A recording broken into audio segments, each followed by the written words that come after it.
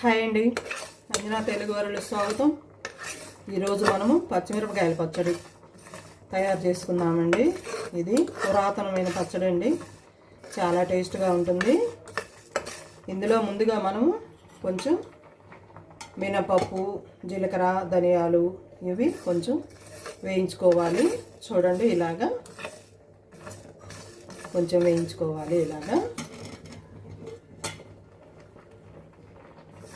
ఇందులో ఆయిల్ కూడా వేయని అవసరం లేదండి. ఇలా వేసి వీటిని పక్కన పెట్టుకొని దంచుకోవాలి.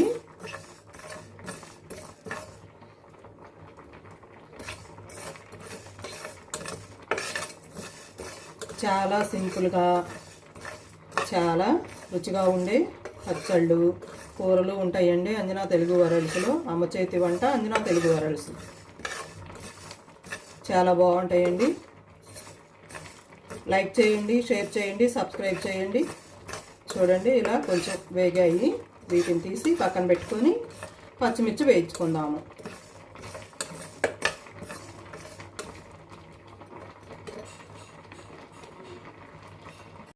వేయించి పక్కన పెట్టుకున్నాం కదండి. ఇప్పుడు కొంచెం పచ్చిమిరపకాయలు వేసుకొని కొంచెం ఆయిల్ వేసుకుందాము. ఇందులో కొద్దిగా ఆయిల్ వేసుకుందాము.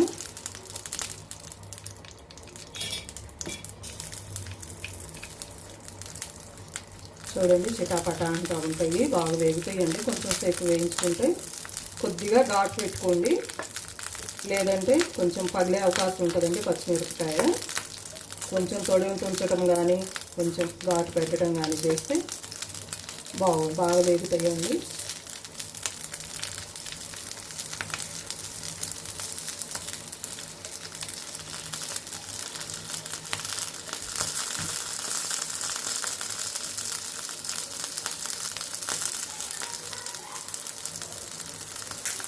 చూడండి,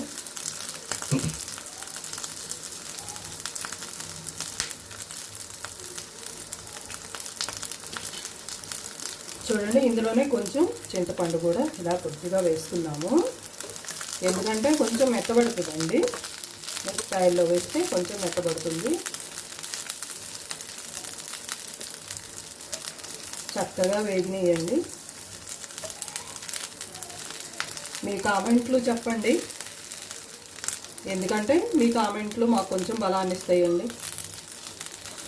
మీరు ఎలా చేస్తున్నారో, మీ ఇంట్లో అమ్మమ్మ కానీ అమ్మ కానీ మీకు ఈ పచ్చడి ఎప్పుడైనా చేసి పెట్టారా, మీరు తింటే టేస్ట్ ఎలా ఉంది అనేది కూడా కొంచెం చెప్పండి, కామెంట్లు చేయండి. ఫస్ట్ సబ్స్క్రైబ్ చేయండి. ఇలాంటివి మంచి మంచి రెసిపీస్ నేను చేసి చూపిస్తానండి.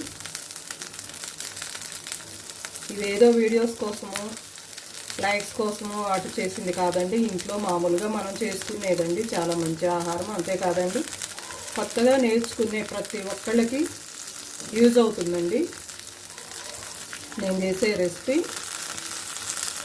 కొత్తగా ఏవో నేర్చుకొని ఏవో చేసుకోవాలంటే అవి ఏదో మసాలాలని అవన్నీ ఇవన్నీ చెప్తూ ఉంటారండి. అవన్నీ ఫస్ట్ నేర్చుకునే వాళ్ళకి అవన్నీ తెలియవు కదండి. ఫస్ట్ నేర్చుకోవాలంటే సింపుల్గా నేర్చుకోవాలండి. ఆ తర్వాత ఎక్స్పీరియన్స్ వచ్చే కొద్ది అందులో ఇంకా ఏమన్నా యాడ్ చేస్తే టేస్ట్ వస్తుందా, ఎలా చేస్తే ఎలా బాగుంటుంది, ఇంకొక మోడల్గా ఎలా చేస్తే బాగుంటుంది అనే ఆలోచన వస్తుందండి. ఫస్ట్ చేసుకునేటప్పుడు ఫస్టే అవి ఇవి వేసి చేసుకోకూడదండి. ముందు మనము సింపుల్గా పురాతన కాలంలో ఎలా చేశారు, మన అమ్మవాళ్ళు మన అమ్మమ్మ వాళ్ళు ఎలా చేశారు అట్లా చేసుకుందాం. ఫస్ట్ అట్లా నేర్చుకుందాం. ఆ తర్వాత నేర్చుకునే కొద్ది వస్తుందండి. వంట 100 రకాలండి. ఒక్కొక్క గ్రామానికి కూడా తేడా ఉంటుంది. కొన్ని ప్రాంతాల వారీగా తేడా ఉంటుంది, జిల్లాల వారీగా తేడా ఉంటుందండి. వంటలో చాలా రకాలు ఉంటాయండి. ఒక్క కూరనే ఎన్నో విధాలుగా చేసుకోవచ్చండి. అది ఒక్కొక్క ప్రాంతాన్ని బట్టి చేస్తూ ఉంటారు. కాబట్టి తప్పకుండా సబ్స్క్రైబ్ చేయండి. చూసేవాళ్ళు ఎలా ఉందో కామెంట్ చేయండి, లైక్ చేయండి.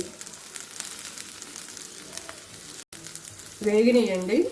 ఇప్పుడు కొంచెం చల్లార్చుకొని మనం రోట్లో వేసి కొంచెం ఉప్పు యాడ్ చేసుకొని, ఉప్పు, చిన్నులపాయి అట్లా వేసుకొని సింపుల్గా చేసుకుందాం. మనం వేయించుకున్నాం కదా, అవి చల్లారనియండి. వాటిని మనం రోట్లో వేసుకొని ఇలా దంచుకుందాము. మెత్తగా ఇలా పౌడర్ చేసుకొని అందులో వెల్లుల్లిపాయలండి. ఇవేమీ మనం పొట్టు ఒలిచే అవసరం లేదండి, ఇలాగే వేసుకోవచ్చు. పైన పొట్టు తీసి కొంచెం పూర్తిగా వేయాల్సిన అవసరం లేదండి. వెల్లుల్లిపాయను కూడా ఇలా వేసి దంచుకోవాలి.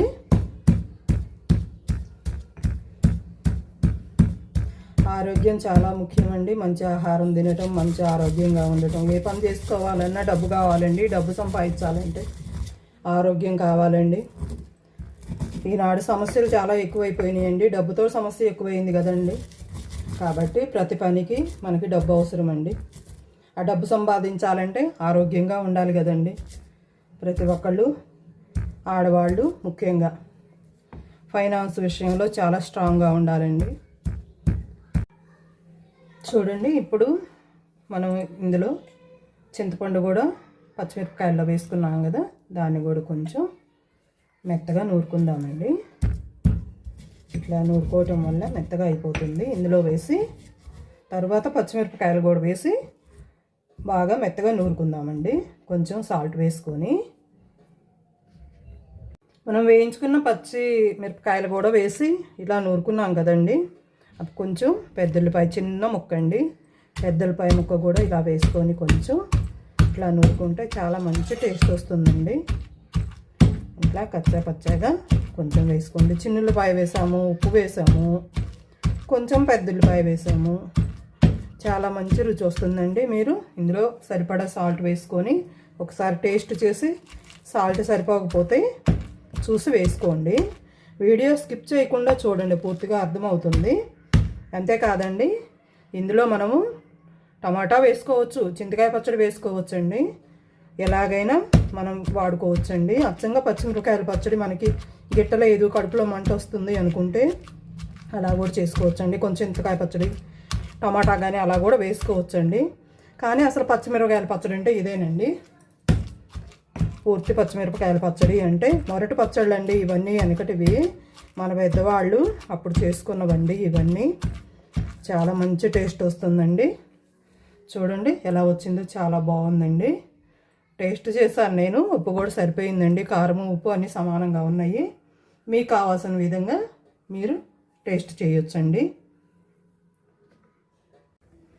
మనము పచ్చిమిరపకాయలు వేపుకున్నాం కదండి, ఆ బాండీలోనే కొద్దిగా ఆయిల్ వేసుకొని పోపు పెట్టుకుందాము.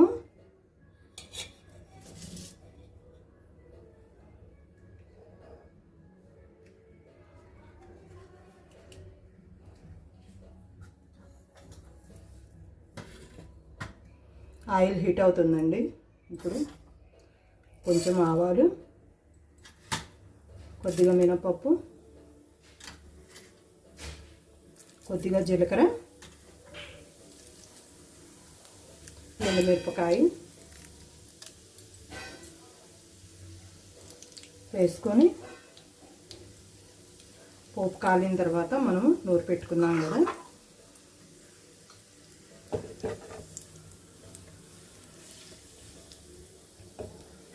పోపులో మీకు కావాలనుకుంటే ఇంగువ కూడా వేసుకోవచ్చండి. కరివేపాకు అన్నీ వేసుకోవాలి, కానీ నాకు కరివేపాకు అవైలబుల్లో లేదు, అందుకని కరివేపాకు వేయటం లేదండి.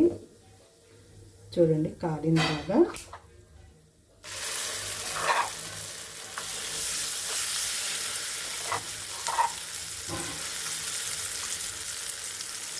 ఇలా మనం పోపు పెట్టుకుంటే చాలా టేస్ట్గా ఉంటుందండి. అంతేనండి, పచ్చడి చాలా సింపుల్గా అయిపోతుందండి. చాలా మంచి టేస్ట్ ఉంటుంది.